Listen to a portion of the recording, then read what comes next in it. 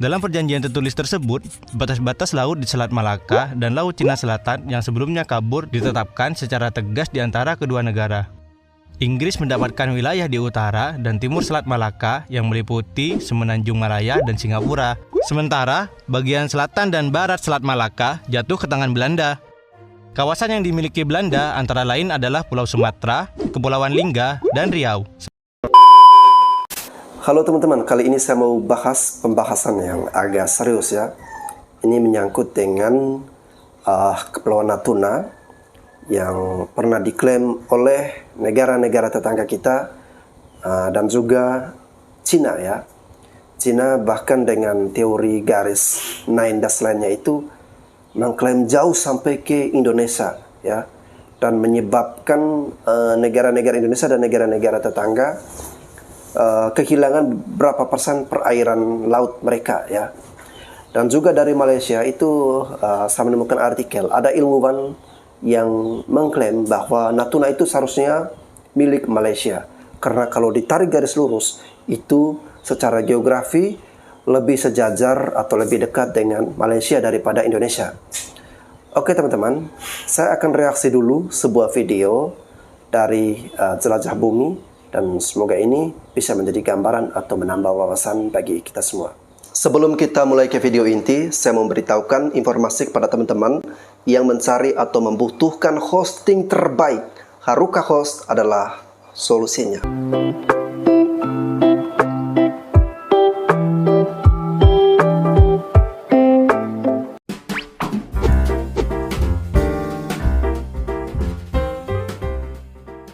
Mengapa Natuna milik Indonesia? Pulau milik Indonesia, yaitu Natuna ini, pernah menjadi pembicaraan dunia. Hal ini dikarenakan kapal-kapal nelayan dan Coast Guard Cina masuk ke wilayah zona ekonomi eksklusif Indonesia atau yang biasa disingkat ZEE. Di perairan Kepulauan Natuna, pemerintah Beijing mengklaim kalau kapal nelayan dan Coast Guard tak melanggar kedaulatan Indonesia. Dasar yang dipakai negeri tirai bambu mengklaim perairan Natuna adalah 9 garis putus-putus atau 9 dash line. Secara geografis, Natuna berada di garis terdepan yang langsung berhadap-hadapan dengan beberapa negara tetangga. Bahkan, lokasinya menjorok ke tengah Laut Cina Selatan yang membuat rentan disengketakan. Letaknya diapit oleh wilayah Malaysia, yaitu Semenanjung Malaya di barat dan Sarawak di Pulau Borneo. Lebih dekat dengan Malaysia secara geografis, kenapa Natuna dimasukkan bagian Indonesia?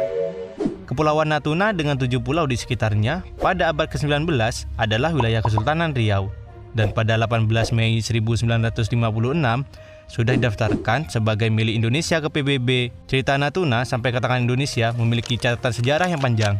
Natuna yang terdiri dari beberapa pulau ini sempat jadi perebutan sengit antara dua kekuatan besar, yaitu Belanda dan Inggris. Di tahun-tahun awal kedatangan bangsa Eropa ke Nusantara, Belanda memilih mendirikan pusat pertahanan dan pelabuhan di Malaka setelah sebelumnya menyingkirkan Portugis dari wilayah tersebut. Sementara Inggris lebih memilih Bengkulu di pantai timur Sumatera sebagai basisnya.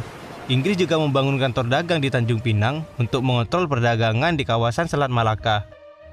Konflik yang tak berujung selesai dan menimbulkan banyak kerugian di antara Inggris dan Belanda mendorong keduanya melakukan perjanjian Anglo-Dutch Treaty pada tahun 1824 untuk membagi batas wilayah kekuasaan kolonialnya masing-masing. Dalam perjanjian tertulis tersebut, batas-batas laut di Selat Malaka dan Laut Cina Selatan yang sebelumnya kabur ditetapkan secara tegas di antara kedua negara. Inggris mendapatkan wilayah di utara dan timur Selat Malaka yang meliputi Semenanjung Malaya dan Singapura. Sementara, bagian selatan dan barat Selat Malaka jatuh ke tangan Belanda. Kawasan yang dimiliki Belanda antara lain adalah Pulau Sumatera, Kepulauan Lingga, dan Riau. Sebagai gantinya, Inggris juga hengkang dari Bengkulu. Saat perjanjian itu dilakukan, bagian utara Pulau Borneo masih dikuasai oleh Kesultanan Brunei. Saat kerajaan tersebut mengalami kemunduran, Inggris mengambil alih wilayah tersebut. Alasan ini yang di kemudian hari membuat Natuna yang jatuh ke Indonesia diapit oleh dua wilayah utama negeri jiran. Yang di kemudian hari setelah kemerdekaan Malaysia dari Inggris, wilayah tersebut terbagi menjadi dua, yakni Sabah dan Sarawak. Sementara di sisi selatan Kalimantan masuk Indonesia setelah merdeka, sebagai konsekuensi warisan semua wilayah Hindia Belanda, termasuk Kepulauan Natuna. Selama Perang Dunia Kedua, meski periodenya singkat, semua wilayah di Malaya dan Laut Cina Selatan dikuasai oleh militer Jepang. Sengketa dengan Cina. Dalam kasus perselisihan di kawasan Laut Cina Selatan, Indonesia tak sendirian. Beijing bersengketa dengan 6 negara sekaligus di Asia Tenggara yang perbatasan lautnya saling tumpang tindih. Di luar negara ASEAN, Cina juga berseteru dengan Taiwan soal klaim di wilayah laut yang membentang seluas 3 juta kilometer persegi itu. Dasar yang digunakan Cina mengklaim sebagai pemilik Laut Cina Selatan adalah Nine Dash Line. Wilayah perairan Cina membentang luas sampai ke Provinsi Kepulauan Riau, yang jaraknya ribuan kilometer jauhnya dari daratan utama Tiongkok. Wilayah yang masuk dalam Nine Dash Line yakni melingkupi Kepulauan Paracel yang juga sama-sama diklaim Vietnam dan Taiwan.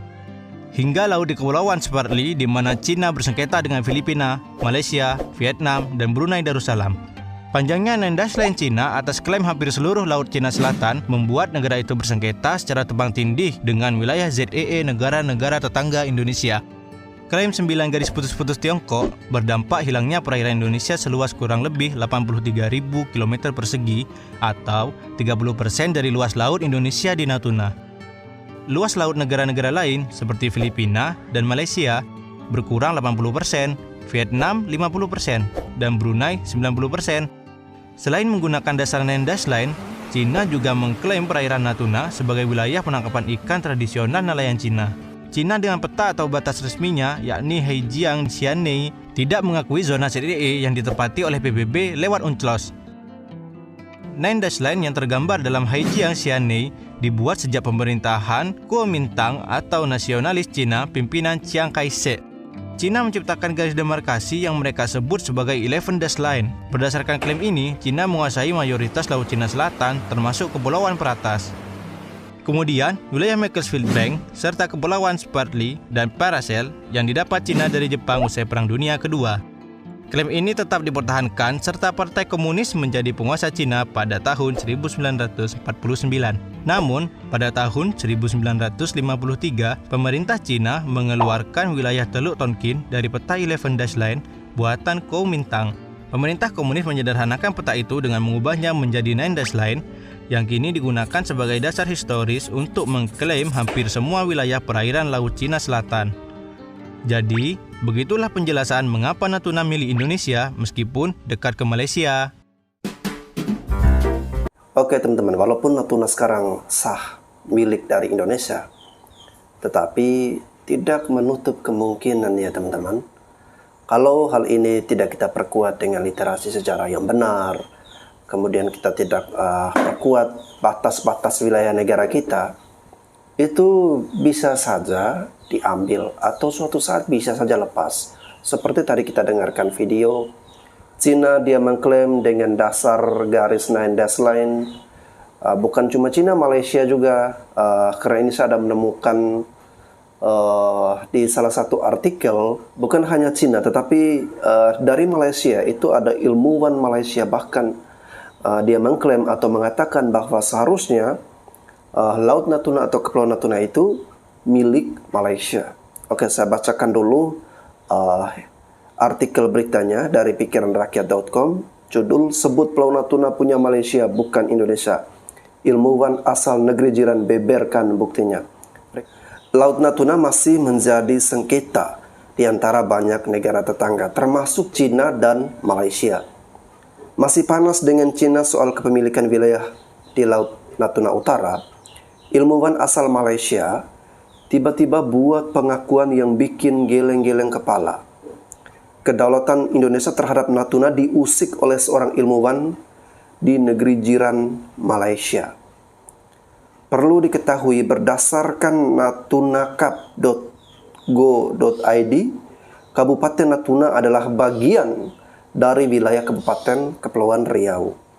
Wilayah Kepulauan Natuna memiliki luas daratan dan lautan mencapai 264.198,37 km persegi.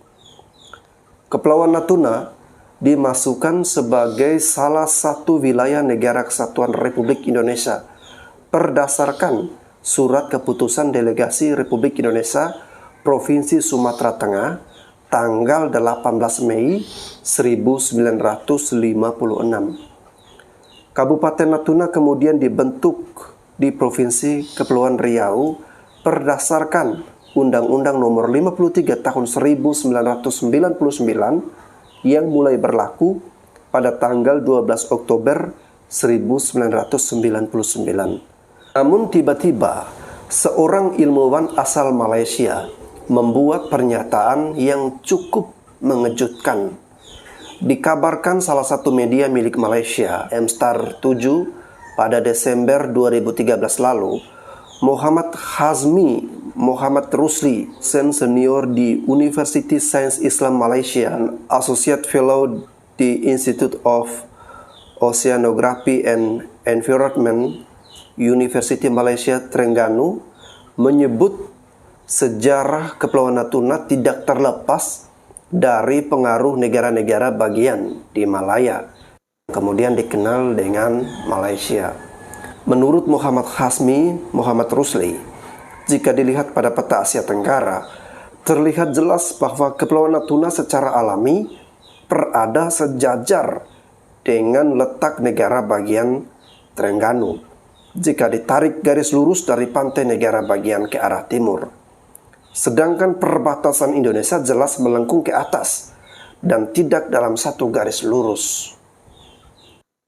Dengan lantang, sang ilmuwan mengatakan, masuk akal jika Kepulauan Natuna tidak memiliki hubungan dengan Indonesia. Berdasarkan sumber sejarah, masuk akal untuk mengatakan bahwa Kepulauan Natuna tidak ada hubungannya dengan Indonesia, ujarnya. Dikatakannya, Kepulauan Natuna berbeda dengan jajahan Belanda lainnya di Indonesia, seperti Pulau Sumatera, Pulau Jawa, Nusa Tenggara, Makassar, dan Papua. Wilayah-wilayah tersebut adalah milik Indonesia yang mewarisinya dari bekas penjajahan Belanda ketika Indonesia merdeka pada tahun 1945. Ia menjelaskan, jika konsep yang melekat dalam hukum internasional ini disebut uti possidendi juris 1824 dibuat, Kepulauan Natuna masih berada di bawah pengaruh Kesultanan Melayu melalui kekuasaan yang mulia Wan Muhammad Al-Fatani. Juga perjanjian 1824 tidak secara eksplisit menempatkan Pulau-Pulau Natuna di bawah pengaruh Belanda. Padahal, jika Traktat 1824 dicermati, Belanda tidak berhak membuka pemukiman di wilayah utara Pulau Singapura yang jelas-jelas berada dalam wilayah pengaruh Inggris. Logikanya, mengingat Kepulauan Natuna masih berada dalam wilayah hukum pemerintah Johor ketika perjanjian 1824 ditandatangani, seharusnya berada di bawah pengaruh Inggris yang merupakan pelindung kesultanan Johor saat itu. Oleh karena itu, mungkin ada argumentasi yang mengatakan Kepulauan Natuna seharusnya bersama Malaysia ketika Kesultanan Johor merdeka dalam Federasi Malaya pada tahun 1957 melalui konsep uti possidendi juris, ucap Muhammad Rusli. Dijelaskannya, Indonesia secara resmi memasukkan Kepulauan Natuna sebagai wilayahnya pada tahun 1956, setahun sebelum Malaya atau Malaysia merdeka dan 6 tahun sebelum konfrontasi Malaysia dengan Indonesia. Malaysia saat itu berada di bawah kekuasaan Inggris dan belum menjadi negara berdaulat untuk mengklaim kedaulatan atas Kepulauan Natuna. Meskipun Malaya mencapai kemerdekaan pada tahun 1957 dan menjadi Malaysia pada tahun 1963, konfrontasi Malaysia-Indonesia yang terjadi pada tahun 1962 sampai 1966 mungkin telah mengalihkan perhatian pemerintah Malaysia saat itu yang lebih fokus mengakhiri konflik dengan Indonesia.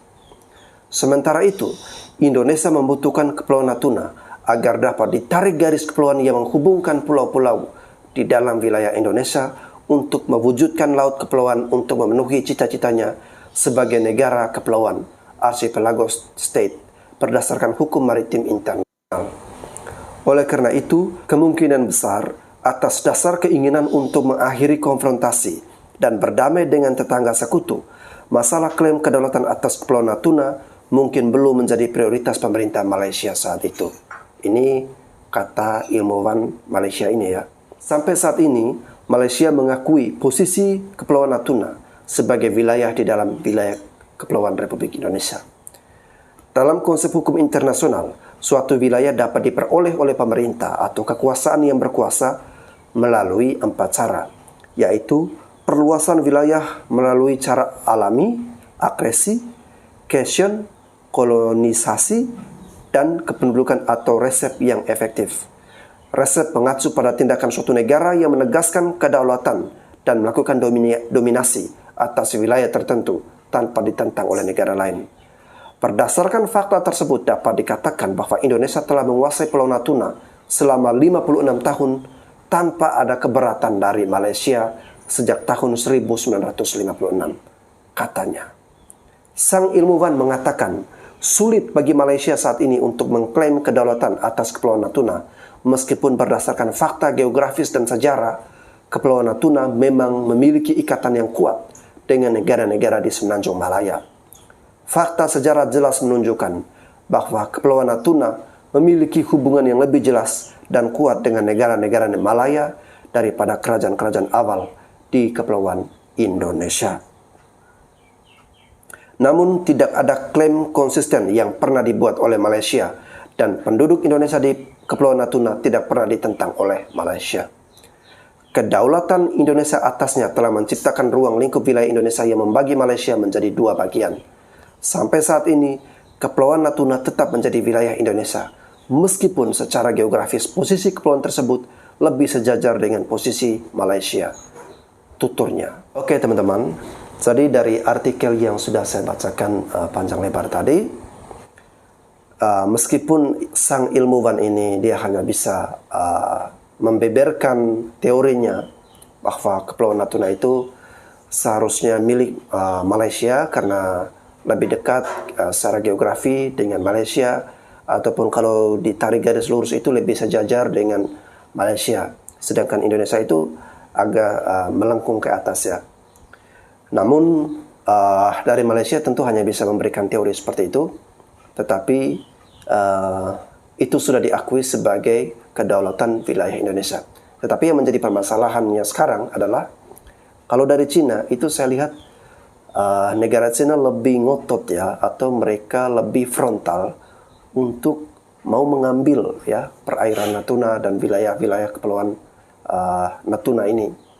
Ya, semoga saja kita tetap memperkuat wilayah-wilayah NKRI, memperkuat batasan negara kita, sehingga di kemudian hari ya, secara turun-temurun, secara generasi dari generasi ke generasi, kita tetap mempertahankan kedaulatan wilayah NKRI.